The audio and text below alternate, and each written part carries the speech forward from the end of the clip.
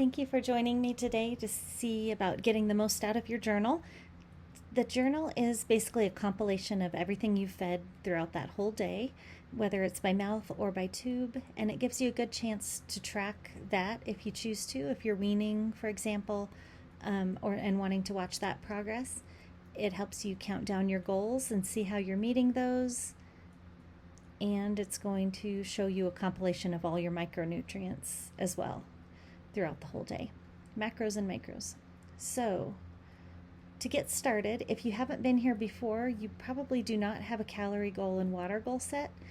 Here is a couple of education pages if you're not sure how many calories you need, to give you an idea of calorie and water recommendations.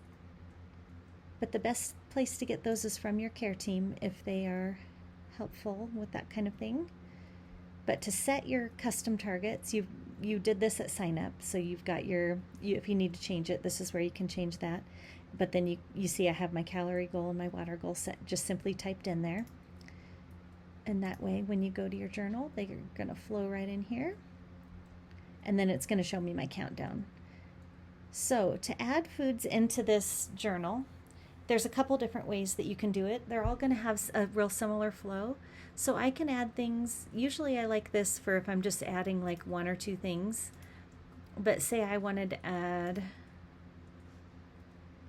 let's add a tablespoon of our multivitamin because it's right there. It's going to bring up our little pop-up of our create journal entry. So anywhere you add to journal, from anywhere in the app, it brings you this same screen. And this is where I can choose if it was by mouth or by tube. It's automatically going to default to per tube.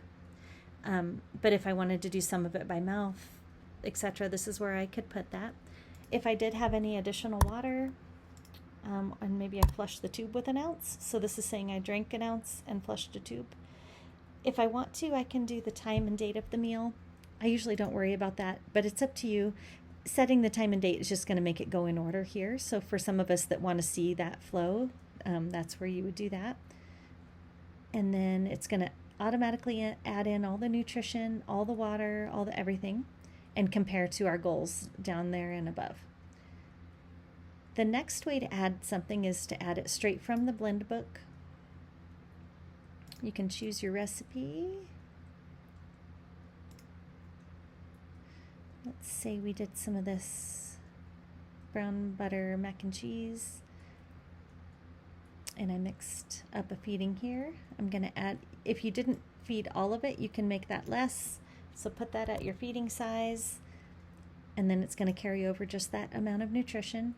None was fed by mouth. I did give an additional 2 ounces and 2 ounces flush, and I'm going to log that meal. So that's going to bring that over here now. And it's showing my water flush and my brown butter pumpkin mac and cheese. It's taking all the water from, when it's calculating this water, it's taking it all from food and any additional water flushes that were given and calculating that. So then I can see based on my 2,000 ml goal for today, I'm still pretty short, but we're just getting started. So I can keep adding. The other way to add, it's going to be exactly the same method, but from my favorites. When I click view, it takes us over to that same recipe card page. And again, where I can say how much I fed, 6 ounces, and add to the journal. It brings up that same page. If it was all by tube and I'm not adding any additional water, I just click log and it goes right there. And now that's showing up there, and it's added in all the nutrition here for my day. If I'm adding from just building my own new blend, I just build it how I want, either by choosing category by category. Let's do a duck egg, or I can search. Let's do some avocado.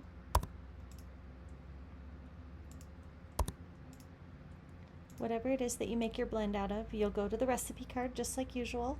Here I can still continue to edit, add ingredients, do whatever it is till I'm happy with it.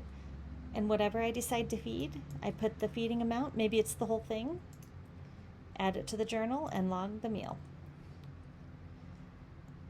And now let's say we just did some water flush or some juice or anything to kind of make up that difference. This is where I can add in just, like 1 or 2 foods to kind of help. Let's see, let's do some cranberry juice.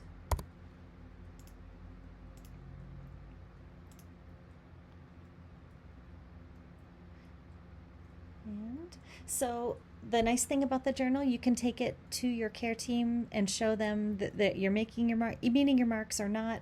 They can help you spot holes. I mean, for us, we were noticing all of a sudden that we were low on minerals, kind of chronically low. And then we tried changing some foods and doing some different things, and we just weren't getting anywhere. So our dietitian helped us look at that, and we ended up deciding to add a multivitamin. So then when we added our little supplement,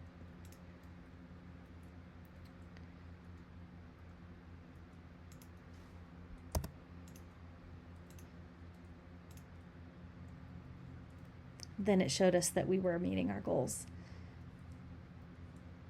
I like this little note section. I can kind of keep track.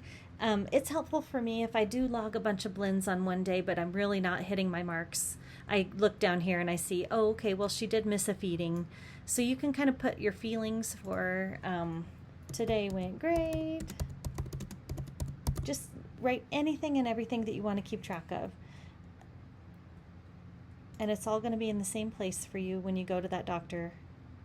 Note, had a seizure. It doesn't all have to be just feeding related. But whatever it is that you feel like, even bowel movements, stuff like that you want to keep track of, because then you can help spot trends among the food and what's going on otherwise, and not having to have to keep track in 10 different places. And I hope that's helpful for you. That's the main highlights of the journal. Have a nice day.